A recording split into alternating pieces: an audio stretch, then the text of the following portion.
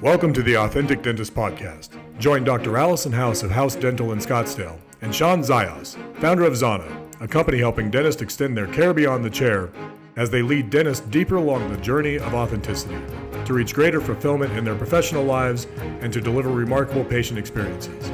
At the core of the Authentic Dentist is a belief that the answer to the current challenges in dentistry is dentists discovering that their greatest asset and point of differentiation is their personal brand, and that forming that brand out of their authentic selves is the best strategy for success in dentistry today.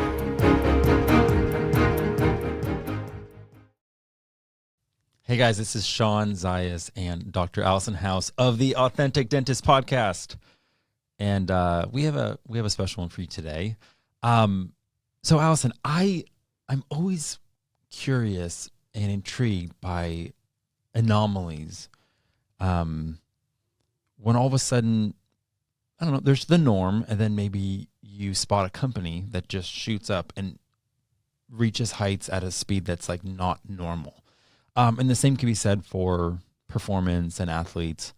And that's why I think I got fascinated early on with the Tom Brady narrative.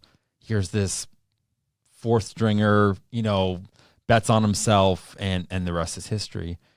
And right now, that exact thing is happening in college football with Coach Prime, who's Deion Sanders.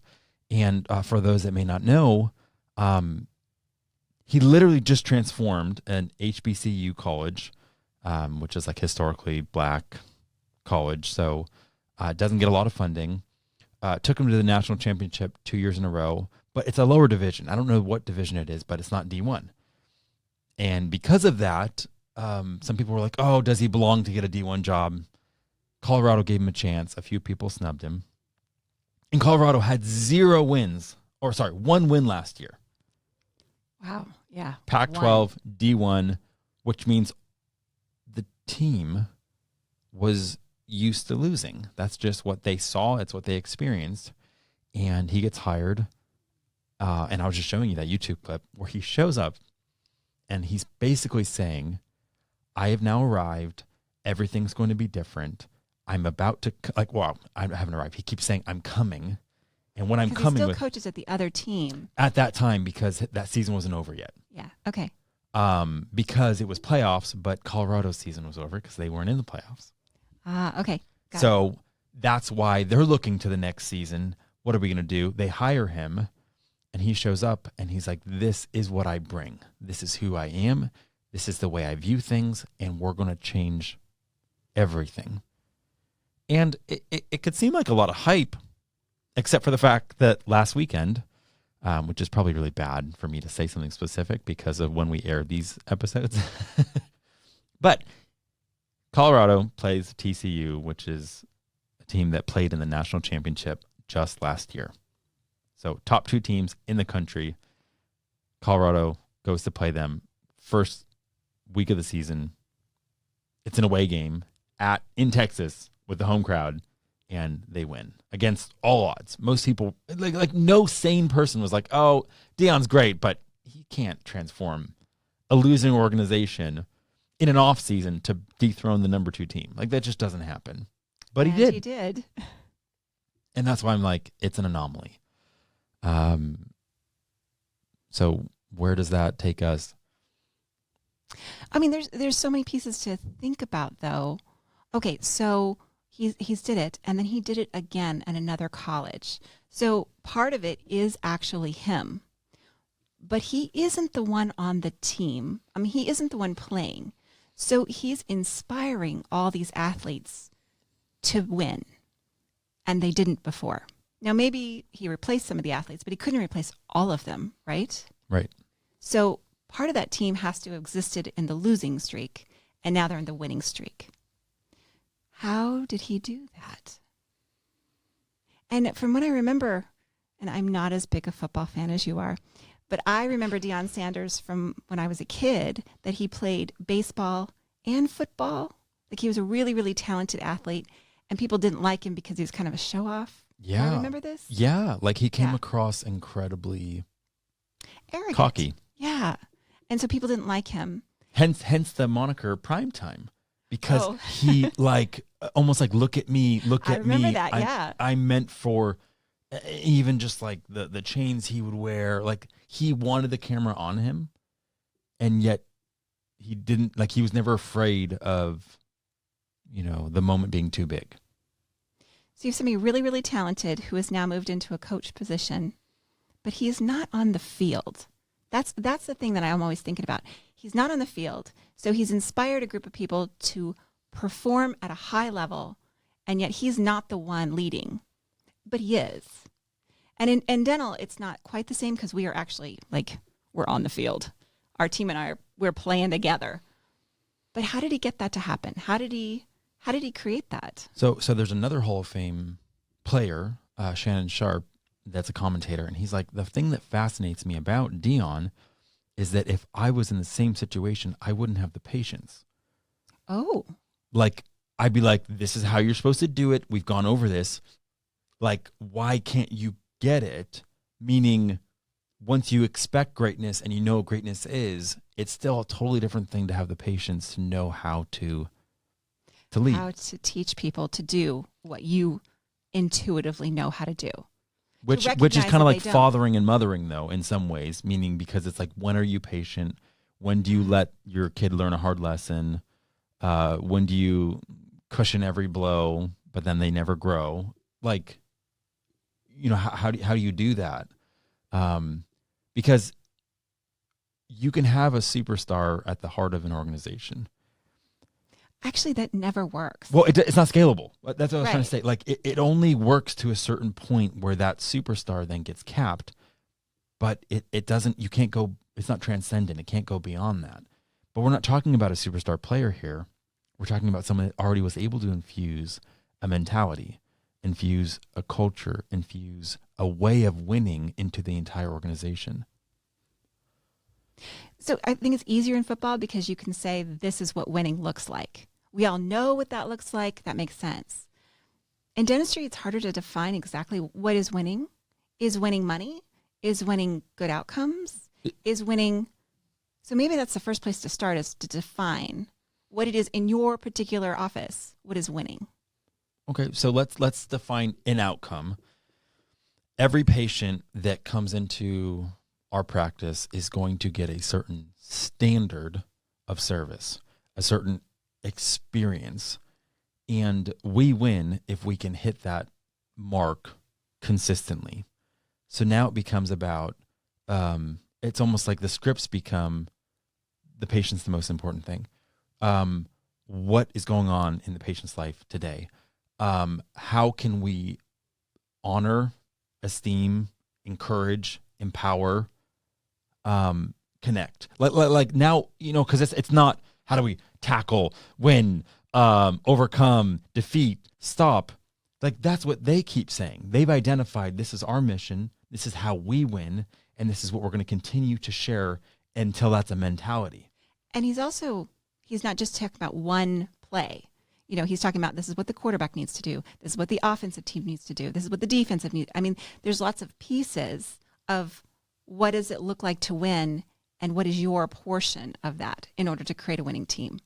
So in dentistry, you have to look at those too. What is a win? And I think you have to define that for your team because it's not as obvious as it is in sport or even in your business. A win is we've sold this many toothbrushes and we've done a really, really good job.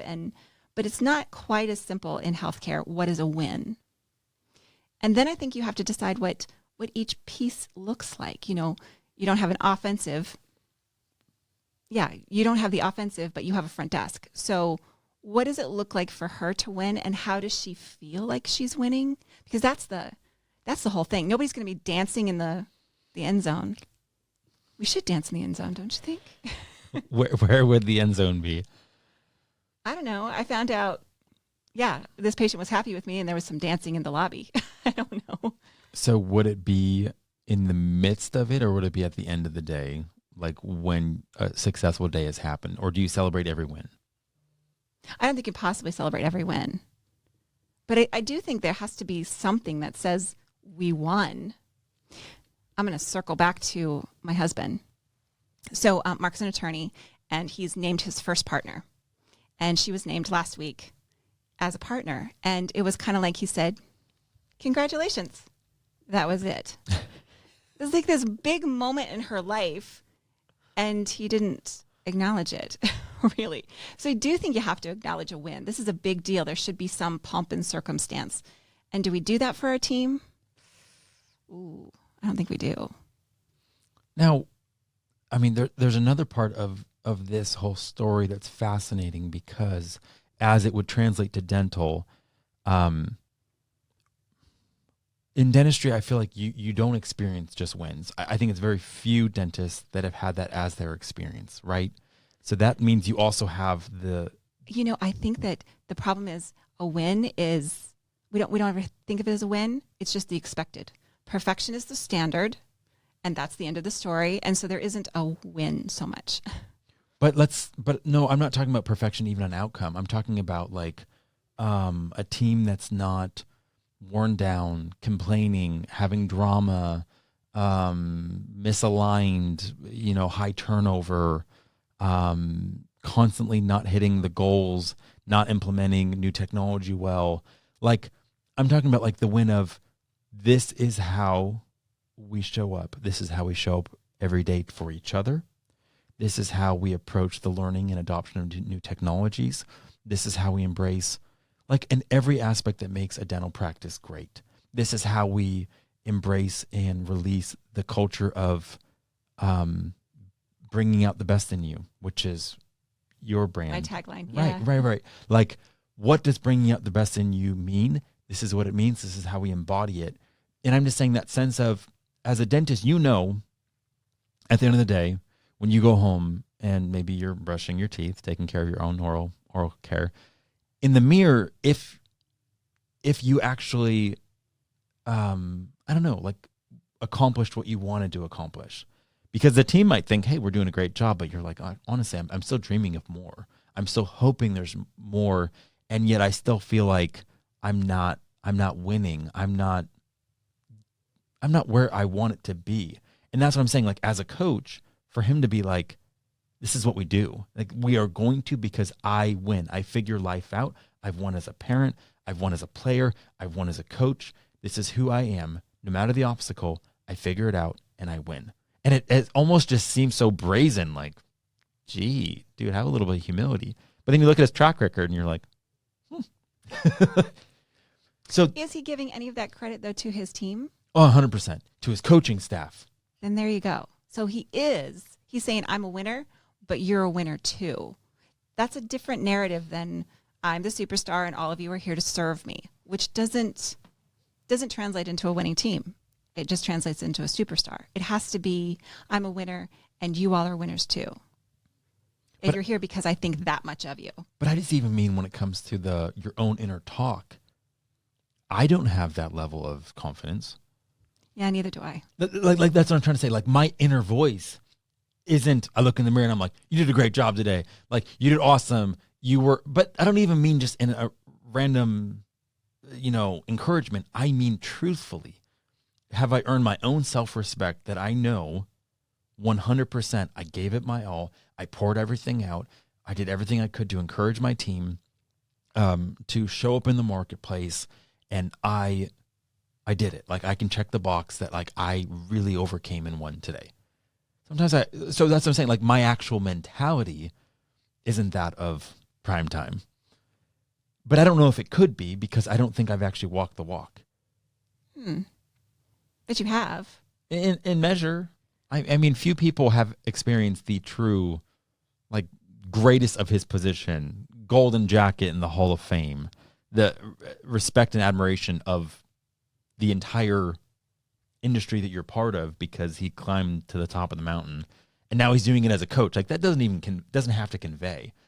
But that's what I'm saying. I guess what I'm struck by, Allison, is that him showing up in his strength and owning it isn't actually out of alignment with humility.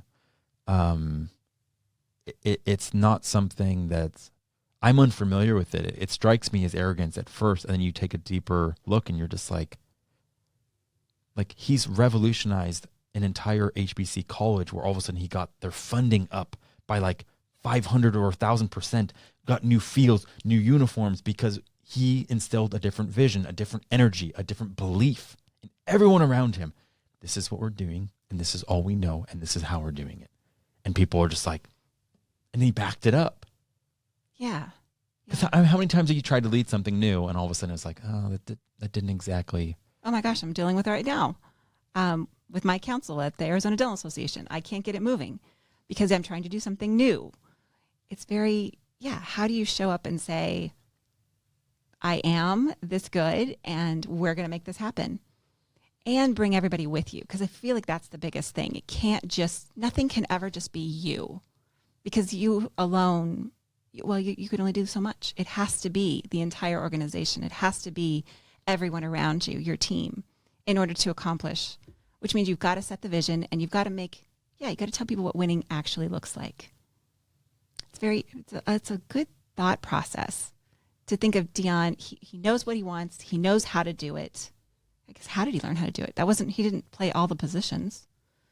So there's some part of him that must have gone in and learned all the positions and all the things that need to be done, or he hired people that knew. So I think every time you keep saying this, maybe I gloss over it, not purposely, but I think because you've said it once or twice now I'm realizing I love that you keep going back to this whole, but like Shawn, he's not doing it. It's not the Dion show. I think like, I love that you're identifying that, because like for some reason I know it. And so I'm just, concentrating on some other part, but I don't want this to be missed, because it's incredibly important that he uses his strength, his reputation, the even, like I said, the energy. This is who I am, but that means we're all winning. That means all of us are lifting to this standard, because this is the standard that I know, and I believe you are a winner too. And you are a winner. So it's like his coaching staff is aligned on that. All the players, they either love the game and love what he's doing, or they're not a fit. It's like you're either buying in or you're out. But that's how you make things happen, is you get buy-in, you empower people. So somehow he's done this in a way that nobody else can do it. So it's a good lesson to look at these leaders and see, it's not the Dion show, even though I appreciate that he's that cool. It is just about your team and empowering your team.